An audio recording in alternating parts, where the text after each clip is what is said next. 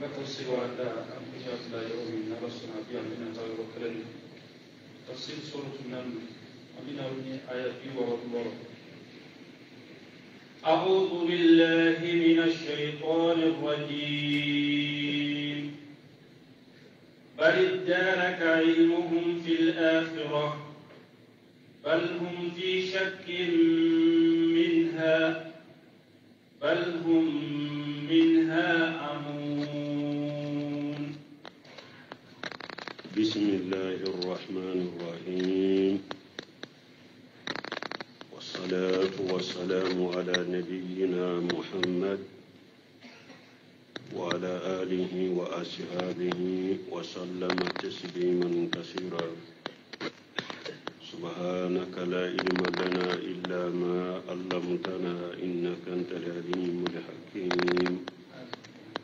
أستغفر الله الذي لا إله إلا هو الحي القيوم وأتوب إليه. اللهم انفعنا بما علمتنا وعلمنا ما ينفعنا وزدنا علما. بيسبري سوية دريا باكلي أني كمناني أني بيناني أني سبا شهر رجب من هجرة سانكالو ورون فلانا بيسويني مغاني دورنا ميلادي نصارو كجاتي بافولا أني مغاني فلا سانكالو فلانا بيسويني مغاني ورونا أمبي باكو جيركونوني غرو فلا مسجد سلام كونو. أعوذ بالله من الشيطان الرجيم بل دارك علمهم في الآخرة إلى آخر الآية. ني آية من فلانية تفسير دمدو بادا تفسير كلاو برو دوكو دارك علمهم أي انتهى علمهم في ذلك انتهى علمهم وأجز أما رفت وقتها. دارك علمهم دوكو دوني كبا إيبا من يدام في ونيه كوكا دوني بنا جنيا ولي وقتي دوني لاني لا غرات وقتي ودوني ودام في ونكا دوني بنا ولا ما أنا دام في ونتو ودو دو فناياك بل أدرك علمهم أي تساوى علمهم في ذلك. دو ياكلا أدرك علمهم قدام فيهم وبكا دوني يكلني قيام كولا شيطانو وبكا دوني يكلني قيام كولا دام في شيط قيام دو منو ينين توسيري فو ولو يساهلو كي جبرائيل كحديثاي ما المسؤول عنها بأعلم من السائل. تمام جبرائيل يتشيل نينكا او متاسا جيا بولي وقت الجمعة أكوي فلي كم نينكا منا نتادو كتميكا ماني نيني إبه دوني كرني قيامة جولي وقت الدنباليالا إتادو تشكومي نفنا تادو تشكولا ولا دوكو أدرك علمه دارك ولو يأكل أدرك علمه تساوى علمه في ذلك. دام فين بين كدوني يكلني قيامة كل شيطانو. توسير سبنا دوكو دارك علمهم كوا كوريموني أن علمهم إنما يدرك ويكمل يوم القيامة حيث لا ينفعهم ذلك. doko daraka ilimuhum kwa kure munye ko qiyama do ko danfem be ka doni be dafai bebe cinya do bebe cinya ye be ka doni be dafa cinya la e me ado ate fende na faima o donka doni o te fende na faima munu nyen nin fana fo nin tawsiri fo ulo fana yu ka sahilu ke munye o ala ko qur'ana kuno yoro were asmin bihim وأبشر يوم ياتوننا لكن الظالمون اليوم في الضلال المبين. ولو فنا يكساهلو كنيه ko ala ko qur'ana kono aya wore kono suratu maryam kono ko ala ko yomal kama do mogo shite tinyame ka danfe umbo mogo shite tinyaye ubo domi nu benane alama me tonyali kela jinya kono bi ube fili de la fili min bangalendo jinya kono tinyali kela tonyali kela be fili de kono jinya kono fili min bangalendo me lagara abe tinyaye me lagara tinyaye obe fenna fa mo ma o te fenna fa bo dara ka ilimu ni tawsiri sabade babulo dun ki babulo do ko don ke ba dam fe mun ka doni banna qiyama ko la pe sita do ko adraka ilimu dam fe mun be ka doni ye kelenye qiyama ko la sita do ka te mesika do ko dam fe mun ka doni be dafa qiyama kene ka kacinyaye me addo cinyaye lituna fay bal hum fi shakki minha ala ko ayi ako danfe be shikka de la qiyama kola bal hum minha amuna ala ko ayi unyaw finyele debe unyaw de finyena kabo la gara koma unyaw de finyena kabo la gara koma uta dore وقال الذين كفروا أإذا كنا ترابا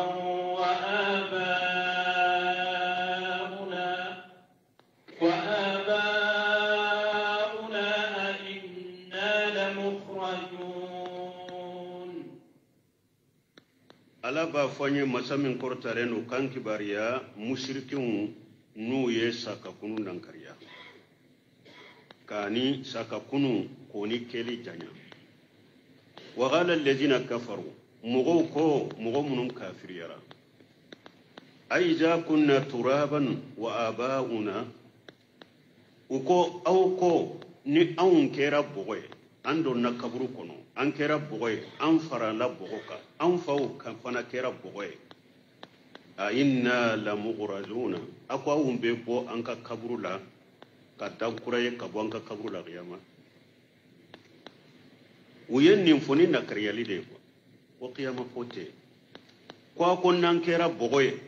an faw kera bogoy kaburu kono ako awumbe anka abembo ambebo anka kaburu kono tuguni kanyana maya tuguni ka joxiya makene kawa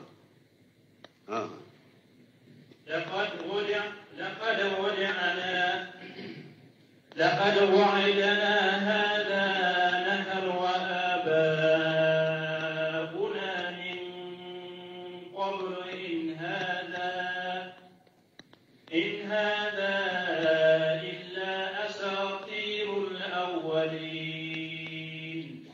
لقد أودنا هاجا نحن وآباؤنا من قبل وكو نيسا كنو من فلدني ننفور أوني ننفور أنفاوية كفرو مي أما يه ني أكيرا أنفا منون تمنا أوني أفورا أولي يكوبي كنو أو منون فنفلي أفورا أوني قنبسا كنو مي أنكا مغفلو منون سارا أما شيء نو كنونا amushi yenu nyana manu kununa wala saka kunute me ninye bambandi anne kanna gele yade sino mo chide ma fo mo shiye ko ifabe kunu jiya ama fo mo shiye ko yerebe kunu jiya akolla garade akol saka kunu be ke la garade utun kan ka bilade nan shera la gara keneka ni mo mi mi fa kunu nenye imi mo ke kunu nenye imi yere kunu nenye ina kuma info kiden ko be ke la garade ama fa boy ke yade me wulu ka bambantiya kama annu be saka kunu nakariya ko ni saka kunu ko afora awnye afora an fawye anye ne an maye nakira in haja illa asatirul awwalina ewan ni saka kunu kibariya min fulenye nabe fo mogo folo wuye kuma koro munun sabe ka gafe unu ko kitabu kono ni nyawde dro haqiqa sitala ni mogo folo munun temena dro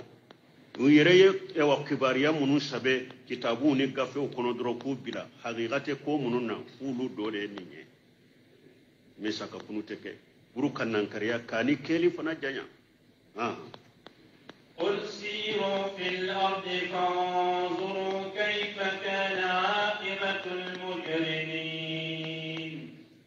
murafuye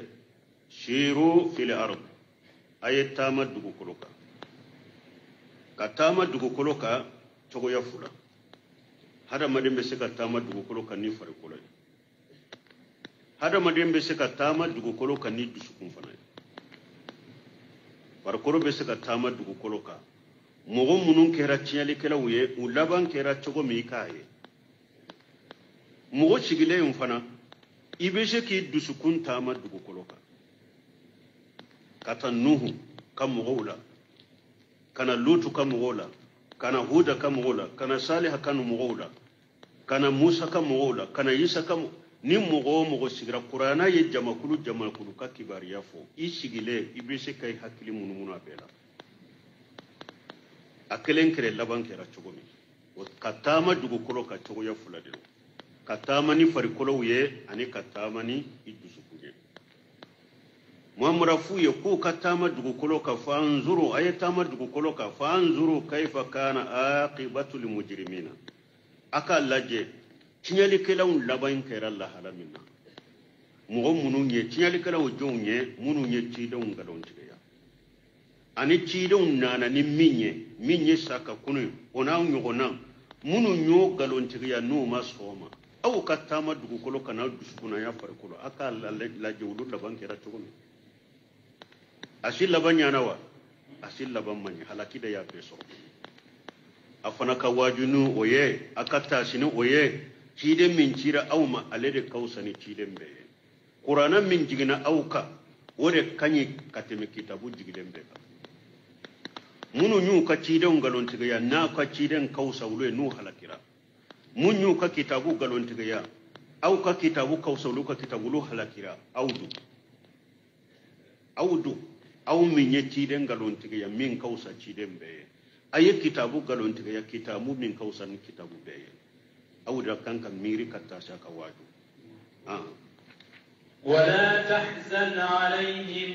ولا تكن في ضيق مما يمكرون ولا تحزن عليهم أي المكذبين بما جئت به على كوتشيد galon tigale bagaw ini minna na munu nyo galon tigay bolo kana dusu kasuno fede wala ta'saf alaihim wa tajhabu nafsuka alaihim hasarat kana dusu kasika nu unnimbe nimisa uka ka fujunu kan o kede wala takun fi dayqi mimma yamkuruna aw bedda bali jugu tigay kama ikani dusu kun korno fanay o kani degude iddusu kun kana korono e ay fi kaydika wa radda ma jita bihi o bake ka fere min tigay kama o bake ka fem min sagi ini munna no ma ka fere tige puro ba sagi togo min nute swama o kani torode o kani degun iddusu kun kana koro fa inna allaha muayyiduka wa nasiruka wa mujhiru dinaka على من خالفه وآندهم في المشارق والمغارب يدسون كنا كورده إيكادو على أبي سمبنتيا على بيدمه على بيكا دينا بانجي مغبكا مغو يسوسو مغو كنا جلا يرا إيكا على بيكا دينا بانجي أبي سامفي كاتا تيلي بويرو فوا بيرو على بيدي كدينا كورتا بي سامفي كنا دسو كسيده kana hujunuka kana dusukasi ube dabali jugu munun fere munun tige kama anini min nana karsagi ube fere munun tige o kama o kani dusukun koro de ala de yi ka sembenti ya bagaye ala de yi ka deme bagaye ala de bi ka dina yim bange mugo yistoso mugo kanna gela yaraika ala de bi ka dina banga beka kabila tile boyoro ni tile binyoro bela jiya bebi tasro ala ba korta beka على يوكفنا ويقولون متى هذا الوعد إن كنتم صادقين ويقولون نيا ننفو يفنا مشركين وكافرين ننبا متى هذا الوعد إن كنتم صادقين أو باكي كان الله من فوق ko ala bena awun janga kata ube ala bena faga ala be tinya wuli ala be saka kunuke abeke wakati juma nawu yetinya tigide akelela abeke wakati juma ubenni mfanafo yaqulu ta'ala mukhbira anil musrikina ni aya lala ba fo masamin korta lendo kan kibariya ka bo mushrikuma fi suwalihim an yawmil qiyamati nube cide nyinin ka bo qiyamama ani nube qiyama ni keli janya wa yaquluna mata hada alwadu in kuntum sadiqin qala allah mujiba lahum tuma mu yennin fo aya min ba nyefe ala yo fo ku jabi قل أسى أن يكون ردف لكم بعض الذي تستعجلون قل يا محمد ألكم هم رفو يكون جابي أسى أن يكون أردف لكم بعض الذي تستعجلون مكا كافرون أبشكك أو باكك كروتي جنغكة من ندي أبشكك أدوك سراولا يري أكنا كروتا لو أو باكي كورتو منا أبشكا كي أدوكا سرو أو لايري أي قربا أو أن يغرب لكم بعض الذي تستعجلون أكسر أوما أبي كورتو منا دا كسر أوما وبا أبي كورتو منا أدوكا سرو أوما نمبكم آية وريني على قو يقولون متى هو آية وريكونو سورة الإسراء كونو ala ko mushriku ba fo cirema ebe jiyan wuli min fo ibe janga kata min fo abeke wakati juma qul asa an yakuna qariba ala ko cirema fuye abeshe kake anaka suruyere abeshe kake abe korto janga kata minna abe korto kiyama ko minna abeshe kake anaka suruyere mi atado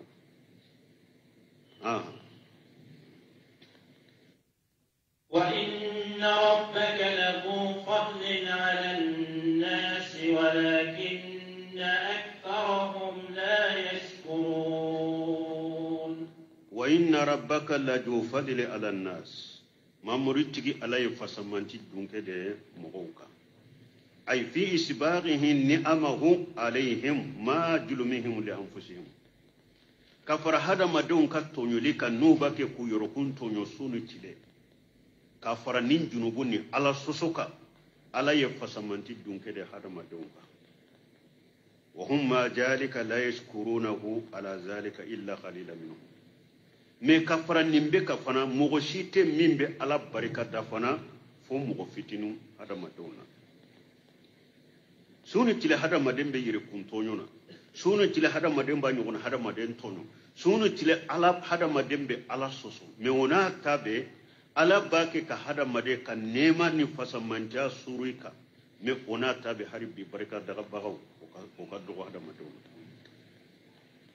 o ka do hada maden ala ye fasamanja dunke de hada maden ka kafaru ka tonya dika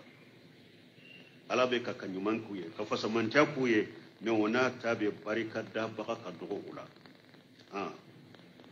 wa inna rabbaka la ya'lamu ma tukinnu suduruhum wa ma yu'linun wa inna rabbaka mamadu tigi ala la ya'lamu ma tukinnu suduruhum wa ma yu'linun hada madu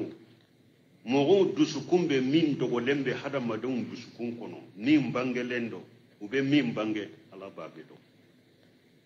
ayyalamu damairan wa sharaira munun be dusukun kono ani kuma munun dogo dogo fora ala babe do kama yalamu jawahira komi ala be kene mala do chokomi nimbe kene ka hada madon bolo ala be hada madon kene mala do chokomi de min be hada madawun dusukun fana kono ani ye min gunda ala ba be do chogo kelendel ba be kalam ayawre lam ko ala ko sawa'un minkum man asarra alqawla wa man jahara bihi ala ko be de kaka ala bolo ni mogo min yi ka kuma dogo dogo fo mogo min yi ka kuma bangewo abede kelenya ala bolo ala ba be me aba be do iye kuma dogo dogo fo ka fo ida jukoro iye kuma bangewo iye min dugo iduskun kono iye min bange abbe kelenya la bo ala ba be kalama ba be do ya lamu sirra wa akhfa ala be gundo do ani ye min yere dogo duskun kono na ma foforo ala ba be do min gundora kafo ya foni nenye de ne ya gunda kafo mugo do de mugo to ma bo kalama ala ba do iye min dugo idusukun kono fana ala bo fana do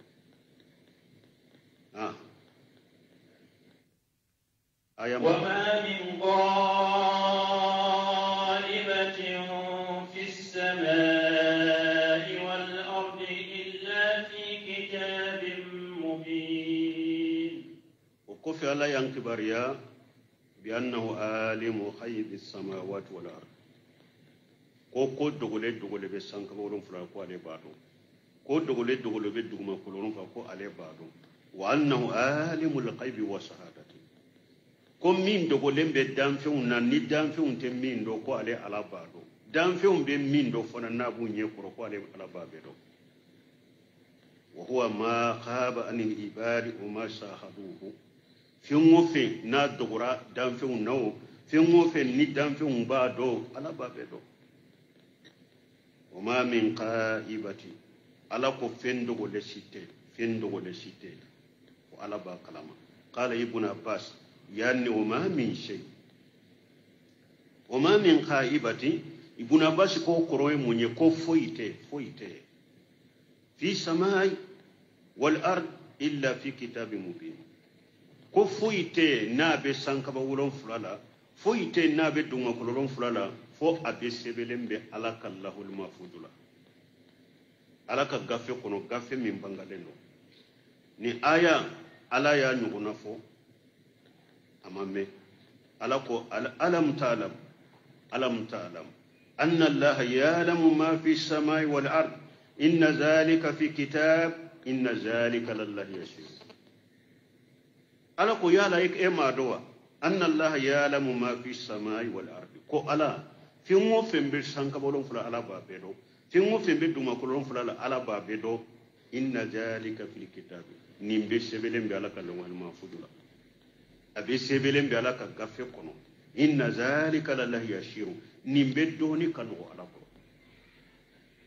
doni kanu ala ko walmo ninni fora nimbe hada maden waju ka hakili de jima kamiri ne taside jima hada maden ki janto if ka fota uni ka ketawla hada madibe min bo kenema ado iki jantola ibe min dogo ado iki jantola fente dogo la ko mogo be dogo danfe undela ibe dogo hada madonela me mogo te dogo la de nunu na nyogona be fode hada maden ki janto yere de la ki yere koloshi ki yere jate bo ibe yoro godi ato ci de nya fo ka woshi akauna ittaqillaha haythu ma kunta idan ko ni be yoro isra la nyede ibe yoro isra la nyede mogote kuma sifo mogote kuma su dogo fo ite fo ibange ite fo ikunda ni alata kalama ma yakunu min najwa salasati illa huwa rabiyuhum wala khamsati illa huwa sadisuhum wala adna min zalika wala aksara illa huwa ma hum aina ma kanu thumma yunabbiuhum bima amilu yawm al-qiyamah alaku akunni mugo saba ma yakunu min najwa salasat alaku ni mugo saba nawde tara gundo nyogonya la koni kata nyogonye akwa ka do akadala ne ala ya kanani nay ni mugo duru de be nyogonya la akado ne ala ya ka woro nay min ka dogo saba yo min ka ca woro yo ala ko aka do ko ne abe yoro aka dogo aka ca ne ala faralemba kay ne ala faralemba u kada faralemba auka mbawu do mbaka ketaw do mba be me mba be ye o doron fana tede yomal qiyamah do mbaw kibarana be yomal qiyamah mba kibarana be yoma iji tu hadisu akhbaraha balema ko be hada maden no fede dugu kolo min yere fulen ni hada maden be sigaka ibe kolon sia kono ibe sene kaka ibe bonjo akono ibe dujo akono قيامه يرد بسيريا كيكا يوم يجي تحدث أخبارها dugu kolo ba ka kibariya bɛɛ fɔ kiyama don ntigi ala a ye nin kuma fɔ ne ka nin yɔrɔ masina la ntigi ala a y'i sɔsɔ ne ka nin yɔrɔ masina la ntigi ala a y'i bato ne ka nin yɔrɔ masina la yawma idin tuhaddisu akhbaraha ciden ko ni aya kore mun ye a ko ala ka jonke si tɛ ala ka jɔnmuso si tɛ fo yawmal qiyama don nin dugu kolo bɛ seereya k'i ka ye fɛn o fɛn kɛ a kan la kan kisi kan tanga إن هذا القرآن يقص على بني إسرائيل أكثر الذي هم فيه يختلفون على بانك باريا مسمين كورتالين وكا كتابو بي ونين كتابو وكاندا باكونو بيانو باكونو والفرقان ونين كتابو يتشيانين غالو فرانيغونيا كتابو دي يقول تعالى مخبر عن كتابه العزيز على بافوني مسمين كورتان كان كباريا كبا كتابو بما وما استمل عليه من الهدى والبيان والفرقان ani kanda min be kitabu in kono ani bangele min be kitabu in kono ani cinyani galo faran falsali min be kitabu in kono abanke barane ode inna hajal qur'an ala kunin qur'ana min fulenenye يقص على بني إسرائيل أكثر الذي هم فيه يختلفون كون القرآن بني إسرائيل كو كباريا كو بني إسرائيل كو ينيغون سوسو فين جاما من بنو ينيغون سوسو على كو القرآن بو كباريا كاتشنا فوي أنه يقص على بني إسرائيل هم حملة توراة والإنجيل يهودون ani nasara taureta jigin pani sirlankaw taureta ni injila jigina wulude ka utumbe nyogon soso fen chama minna qur'ana babe bange o doye munye ka ikhtilafihum fi isa wa tabannihim fihi komi yahuda ni nasara ye nyogon soso isa ka kibari Allah jogomi yahudiyaw ulu ye galon tige ka da isa la ko jeni ak dende do ko maryama ba maryama ejeniya de ke ko aye musa so yahuda yodo fe nasara fana dan temena isa ka kibariya la fulu yake alaye ko alawu ye sabade ko alaye maryama ye alaye isa fana alaye yoro dola ko ala dende nasara temena fana dan temena fajal qur'an bil qawli wasati al haqq al adli Qur'anan nana ni kuma ye kuma minye chamance kuma ye kuma minye tinye kuma minye ewa tilenya ye Qur'anan nana noye Qur'ana ye munfo Qur'ana ko annahu abudun min ibadillah wa anbiya'ihi wa rusulihi al-kiram alayhi salatu wassalam Qur'ana ko isa ko ala jonde do kabo ala ka jonna ko ala kan nabi nyuma de do ala ka cide mbawu do de do ko isa yode ko mi ala ya fa yawre kono jalika isa ibn maryama qawla li haqqi alladhi fihi yamtarun imam suratu maryam kono aya bi sabadinani ala ye isa ka kibariya be fo ka papew ka bange ewa ala ko jalika isa ibn maryam akoninde isa yede maryama denke isa akan mankutu fule akan la hala fule isa ninde ye qawla li haqqi alladhi fihi yamtaruna cinya kuma minni yahudanu nasarau shikalen tumbala ode fule ne isa la ka jondo ala kan ala ka cidendo jena ke dente isa komi yahudiya ba fo chokomi ala te isa ala dente isa komi nasarau ba fo chokomi isa ala ka jonde ala ka cidende do ala kan nabi mane do ngon nonum be yoro mi Jafar ibn Abi Talib yode karan najasiye habasa o yasro kafir la mado nasara de do tumami ayem e wa isa ka kibariya kala ni maryama najasi jole nyeji ubora akashira abirila duguma kakala dota ako Jafar ibn Abi Talib ma kon nabi nyuma min cira awma kitabu min jiginaka ayem min fo isaka kibariyala ani kitabu min bambolo min ba kono isaka kibariyala nin kala nyogona tunu nyogonje be kelanya yahudawde ye isako yerema min be tawreta kono utake ka kuma nay nasaraw fana injila yere haqiqa min jigina kono utafe ka kuma na udante mena silamiya nana kaciya kuma fo وإنه لهدى ورحمة للمؤمنين وإنه لهدى ورحمة للمؤمنين أو نيم قرانا كندا دي قرانا نيما دي قرانا مجوني مؤمنون أي هدى لقلوب المؤمنين به مؤمنون منو مؤمنون دارا قرانا لا قرانا يكندا دي بلوكا بسكوني ورحمة لهم في العمليات أو نيما دي قرانا يقولوا يفنا نو يباركنا مؤمنون دارا قرانا لا واللي مناني قرانا يكندا دي مؤمنون بسكوما قرانا ينيما دي مؤمنون لا أبي بارا منكنا وبارا وبك نيما دي هنا دي كتوما إن ربك يقضي بينهم بحكمه وهو العزيز العليم إن ربك ما مرتك على يقضي بينهم بحكمه على بكيرتك جون نيوغن شيء يوم القيامة دو ني أكاكيريا أي يوم القيامة بحكمه وهو العزيز أي في انتقامه ala be kiri tige jon ni nyogon ce yo mare kama do ni aka bi hukumihi na ka kiri ana ka kodo ana ka tilenya wa huwa al-aziz ala de yekenye masai foi tese alala nu ko al-aziz abi fen sabata izzatul qadar wa izzatul qahr wa izzatul imtinai ala yere ka wa titrila ala ka titri kabo ba fo de ma izzatul qadar ala ka titri kabo wayi jatil qahari ala ye bonya ni masade she masade aka karabari la fona ni ala ko fengo fembe ka bo kede ba fo de mayi jatil qahari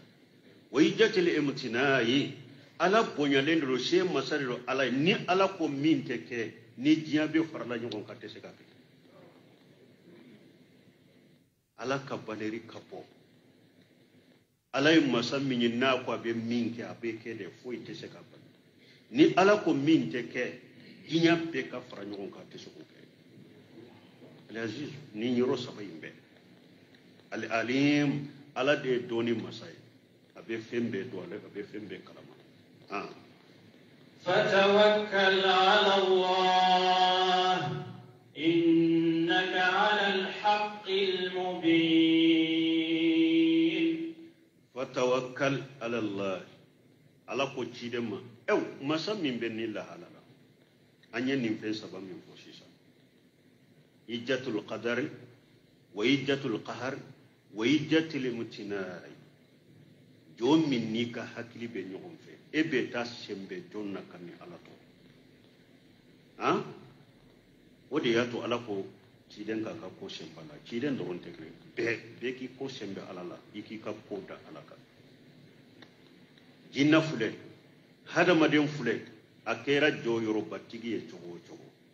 akera shetigi e chogo akera fanga tige e chogo abe sauga tesa yesa al jinnu wal insu yamutuna jinna ne hada madem be besa abe dese fana nu ko karasa sheba ye chogo biliyari ba bolo chogo atese fembe la de fantando be na ma sembo shen alaba halatu atese be la koy na ewa joyoro batigi nu ko fama do chogo fama kanna gelen chaman temena utora alaka jonin do yu ka kolla so de mo tora wodela ala yu halaki utora alaka jonin do de tonya de la do donc masammin ka bonya be ni chogola ala ko cide ma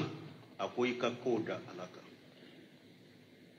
فتوكل على الله أي في جميع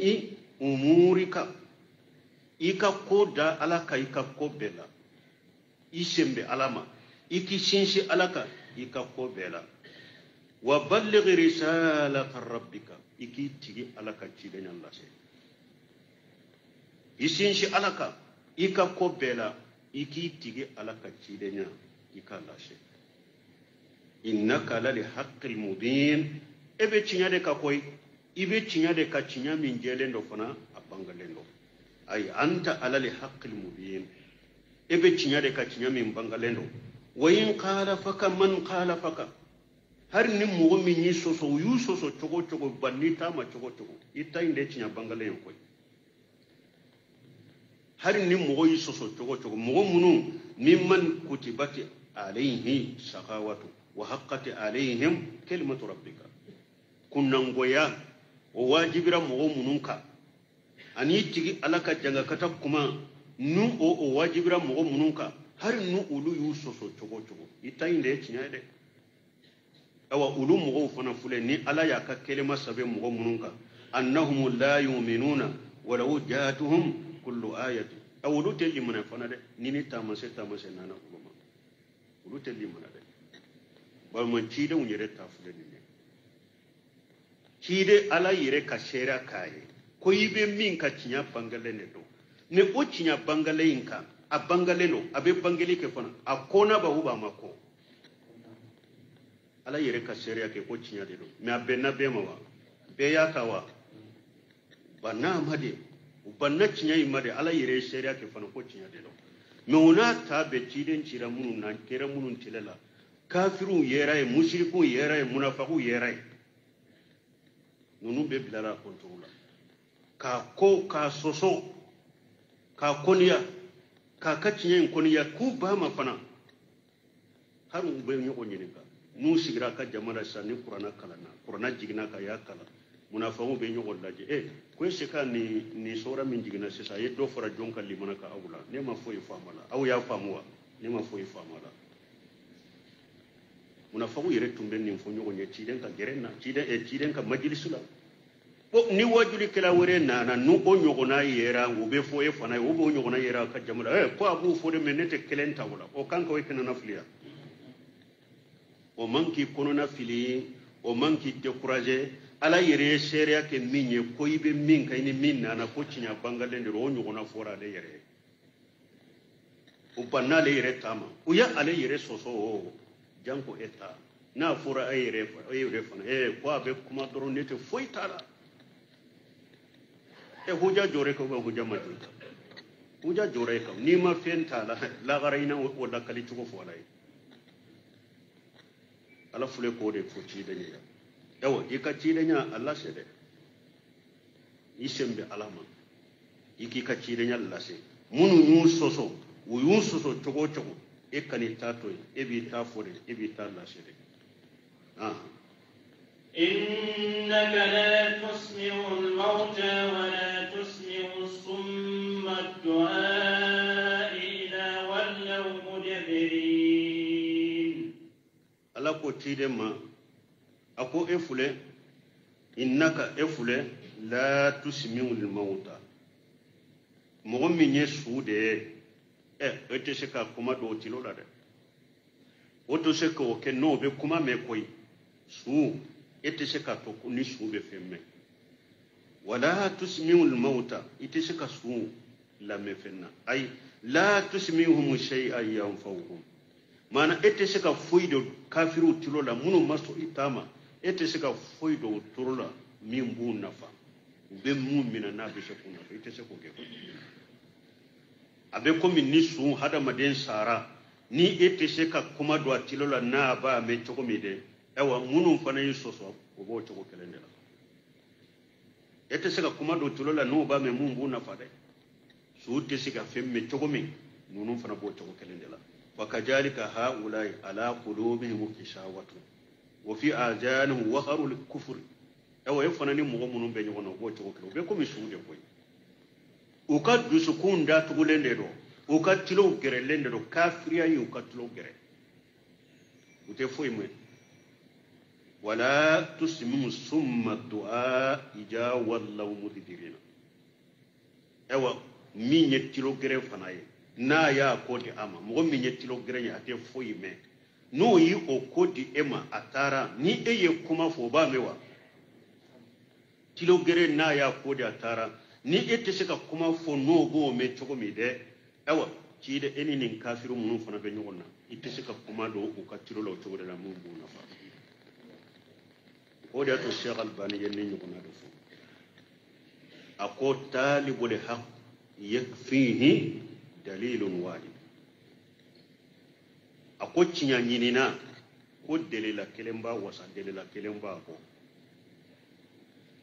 wasahibul hawa la yakfihi alf dalil ako men nindingo tigi delela bakeleta lebo nindingo patola de la bakeleta bo wal jahil yu'allam mo min ye jahili de ambo la dunya ni ninde ni ninde mais ako wasahibu hawa laysa lana alayhi sabil mais nindingo tigi siratambulo katoma de nindingo tigi siratambulo katoma aw ala fule ko de fo ci de nyere ni makka kafiru kan bari ala min munun ti ka kola nu yusoso u yiko ni ete se ka kuma si fo ulu ye na be do tilo la na bu na fa be komi ni su ni te se ka kuma do su tilo la jogo mi na ba me munun ba ni tamo yusoso yi koniya ete se ka kuma si fo na be do tilo la nu ba me na bu na fa komi ni tilo gerenya ko di na tara ni ko i kuma na ta ta me jogo mi nunu bo jogo de la de وما أنت بهادي الأمي عن دلالتهم أيوة في وما كلا وما أنت بهادي الأمي عن ضلالتهم إن تسمع إلا من يؤمن بآياتنا فهم مسلمون وما أنت بهادي الأمي عن دلالتهم أيوة إتسكا فينيتون فنكاندا كوبوكا فيلا moni minye finyeto de afilila ete seko fana kanda kabo aka filila de in tusimiu ala ko cide ma ete seka mo silla me qur'ana la ni qur'ana bado atilola na ba famu kabarake nay illa man yu'minu bi ayatina foni mo minya limana ni alaka ayawye fo hum muslimuna uyun yere koro fana usonna ala tama ebe seka nunu de la famu awa wajulu kira fana bo to de la de min be dawala kata tauhid la ibe dawala kata sunna ma ala faham salafu salih mo min di malayen be ni alaka aya wiye mo min nya yere kolo alaye ka yere kolo qur'ana ye abese ko lu de bilasira de me yere bonya baga kanna gele jahili nindungo tigi kanna gele ate fendo ale yere fana nyana mbe komi gumbaji de ete suko kanda koy ibo to aka fili de la fonni ala yere hinara ka kanda ube ni ala ma la nyini ni kanda na ya malo ya domi parce que nim fula do ni mo ku ibe ke nindungo tigi ni kanna gele jahili de jahilul murakkab ete fendo ita do fana ko ite fendo ni ala ma awa illa nyini ni kanda ki kanda domi kalimana bile dusukun ani ala ya seranya ka sagi kata ala tama ni mo soro dinya kono ibe min soro ye kila malo yale kila malo yo fula de bi makono imma ala ni kanda ina siraye imma dombe na ala bi la malo ya ini ka yere bonya ni ka kana gele ya ala bi malo ya be debiye ka fon ninte foye yere bonya ni jahiliya ni yere jirate ala bi rabela ala kan kisikantanga وإذا وقع القول عليهم أخرجنا لهم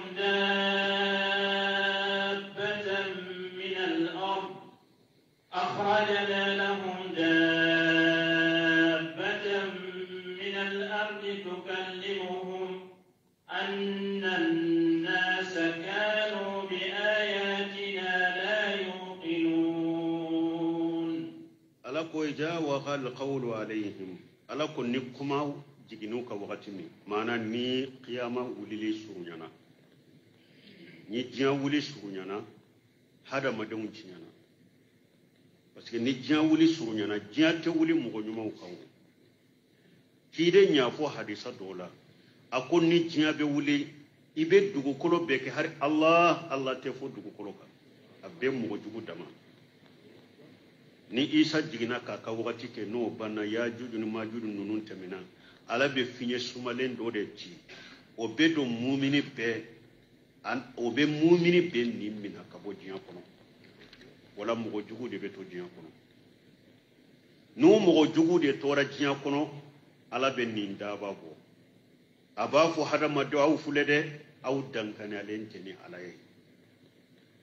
daba do hana daba bagande do daba mi abe kuma kome hada madembe kuma tugumi waya wagal qawlu alayhim ala ko ni kuma jigina uka wakati ni jiya wuli surunyana ala kam mo nyuma be bora dugu koloka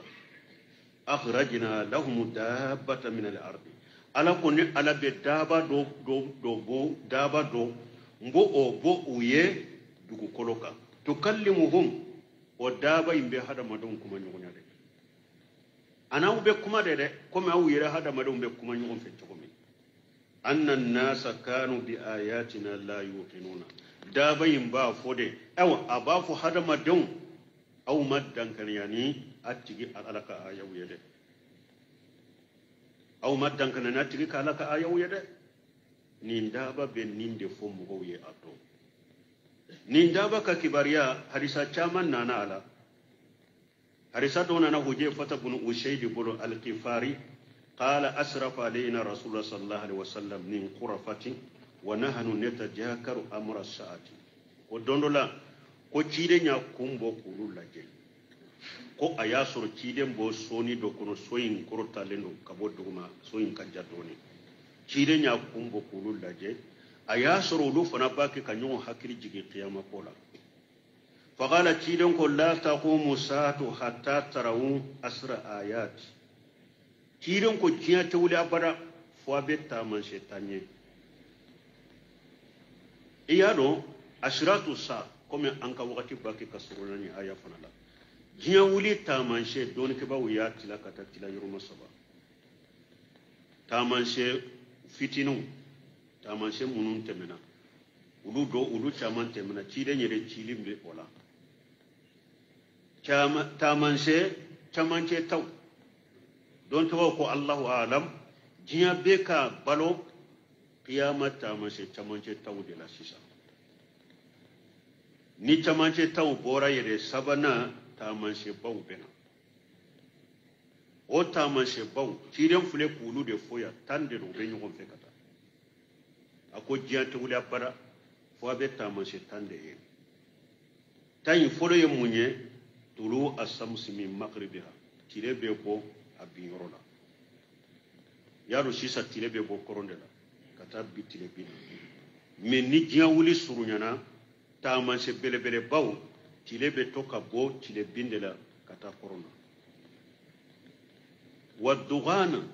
ani shishido be bo wadabatan ani dabain wa khuruja yajuja wa majuja ani yajuja ni majuja rufana ka kibara be suratul kahfi kono wa khuruja isa bun maryam alayhi salatu wassalam ani isa maryam denke o fana bena wadajjala ani dajjali wa salasata qusufi ani dugu kolo yere ka dugu kolo jigini mugo ye ko sababe ke qasfun fil maghribi dugu kolo jigi beke tile bin yorola wa qasfun bil mashriq dugu kolo yere ne dugu kolo jigini do beke tile bo yorola wa qasfin bi jajratil arab arabu yere ka sigilaye dugu kolo jigi do beke wa nara taghruzum min qari adan ani tasuma don dugu do de be ba fo qari adin tasuma imbe bo o yoro de la tasugu aw tahasur wa tahasur wa tasuma be mugo de ge abaw gede abe mugo gede tahsuru nasa tabitu mahum haythu batu wa takhilu mahum haythu qalu tasuma imba u gede nasira yoromi tasura imbe shi kamen aw kerefe ni dugu jera dura ba getu ne na yetilema fila mina yoromi ta suma in betilema fila mina ye kafaraw kaye na wulila dura ba uno fe tuguni min tasuma be ko ni nya hadisa doy hadisa do na Abdullah ibn Amr ibn qala sami'tu Rasulullah sallallahu alaihi wasallam yaqulu ko alayya maciden bafo inna awwala li ayati khuruja tulu'i shams min maghribiha akon nin ta man se tam min fulen ni ko folo min be bo nin tayina ko yettile boli de tile binfe wa khuruju dabati ala an-nas duha ani daba yin fana be bo wala hawati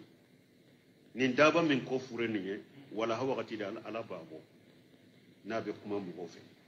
wa ayyatuhuma ma kanat qabulan sahibatiha fal akharu fal ughra ala isriha khariba awa nunu fula konila tile boli tile binfe ube daba yin boli tiren ko nunu fula da kelen de be kelen folo de be bo ni min ko ni bora dro o yimba no fe ni tile inde folo bora tile binna ateme daba yin fana be bo ni daba yin fana folo de bora do tile fana be bo tile binfe anofe o ko fe tamasho to be tugu kona abe urata ka hadisa do nana ko tiren ko badiru bil amal shitta ko tiren ko ayeteliya aka bara nyuma ko de san ko wore ko woro aboku makono san wo dola telen kana tulu as-shams min maghribiha tile boli tile binfe aw dughana ube shishi aw dajjala ube dajjali aw dabatan ube dabai aw qassata ahadikum aw amra ammata ube sana kodo kana alabe kodo she e yere maki yere kire no ye ka kodo lo she e yere madruki kire ka bo mo tola ube alaka nani ko do e mimbe mo beta aya yere kuroshi akatere kata bara nyuma sani nunun dola pele kana ko sorode alaka hakimanda ma alaka labanye ya rabbi alaka labanye minye yawa nyana ma ya nyuma shini kene ya alabatoka alako no ya nye سبحانك اللهم ربنا بحمدك اشهد ان لا اله الا انت استغفرك واتوب اليك.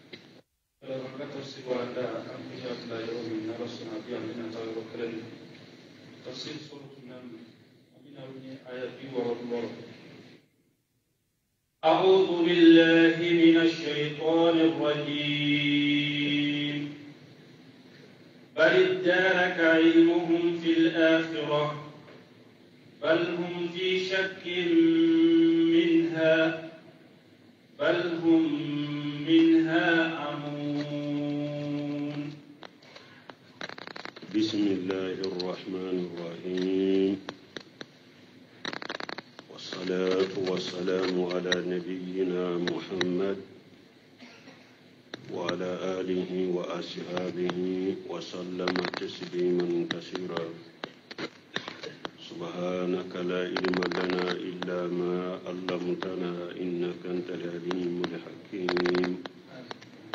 أستغفر الله الذي لا إله إلا هو الحي القيوم وأتوب إليه. اللهم انفعنا بما علمتنا وعلمنا ما ينفعنا وزدنا علما. بيسبري سوي دريا باكلي أني كمناني أني بيناني أني صبا. شهر رجب من هجرة سانكالو غورون فلانا بيسويني مغاني دورنا ميلادي نصارو كجاتي بافلا أني مغاني فلا سانكالو فلانا بيسويني مغاني ورونا أمبي باكو جيركوني غورو فلا مسجد السلام كونو. أعوذ بالله من الشيطان الرجيم بل دارك علمهم في الآخرة إلى آخر الآية. ني آية من فلانية تفسير دمدو بادا تفسير كلاو برو دوكو دارك علمهم أي انتهى علمهم في ذلك انتهى علمهم وأجز أما رفت وقتها. دارك علمهم دوكو دوني كبا إيبا مين يدام في ونيه كوكا دوني بانا jinya wuli wakati doni la ni lagarat wakati o doni o danfeŋ ka doni banna wala maana danfeŋ tu o do fana ya ke bal adraka ilmuhum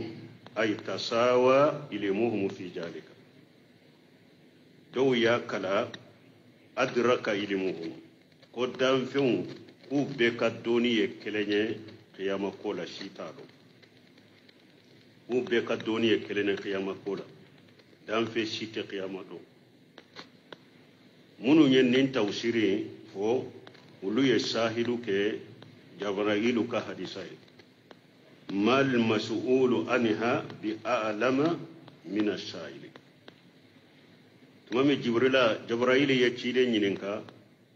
ko matasa jinya be wuli wakati juma akoy fule kam ne nyininka minna ne tado katemeka mani nene ebbe doni e kerenye qiyama joli wakati dombali yala eta do cogo min ne fana ta do cogo la wala do ko adraka ilmu daraka ulu ya kala adraka ilmu tasawa ilmuhum fi jalika dan fem ben ka doni ye kelenye qiyama ko sita do tawsiri sabana do ko daraka ilmuhum ko akore munye anna ilmuhum inma yudriku wa yakmilu yawm al-qiyamati haythu la yanfahum jalika do ko daraka ilmuhum ko akore munye ko qiyama do ko dan fembe ka doni be dafai bebe cinya do bebe cinya ye be ka doni be dafa cinya la e me ado ate fende na faima o don ka doni o te fende na faima munu nyen nin fana fo nin tawsiri fo ulu fana yu ka sahidu ke munye o ala ko qur'ana kono yoro were asmin bihim wa abushir yawma yatunana lakinni zalimuna al-yawma fi dalal mubin ulu fana yu ka sahidu ke ni ko ala ko qur'ana kono aya wore kono suratu maryam kono ko ala ko yawmal qiyamah do mo shite tinyame ka danfe ngo mo shite tinyaye kubo domi nu benane alama me tonyali kela jinya kono bi ube fili de la fili min bangalendo jinya kono tinyali kela tonyali kela be fili de kono jinya kono fili min bangalendo me lagara abe tinyaye me lagara tinyaye obe fenna fa mo wa o te fenna fa bo dara ka ilimu ni tawsiri sabade babulu dun ki babulu do ko don ke ba danfe mun ka doni banna qiyama ko la pe sita do ko adraka ilmu danfe mun be ka doni ye kelenye qiyama ko la sita do kateme shika do ko danfe mun ka doni be dafa qiyama kene ka kacinya ye me ado cinya ye lituna fay bal hum fi shakki minha ala ko ayi ako danfe be shika de la qiyama kola bal hum minha amuna ala ko ayi unyaw finyele be unyaw de finyena kabo la garakoma unyaw de finyena kabo la garakoma uta dore وقال الذين كفروا أإذا كنا ترابا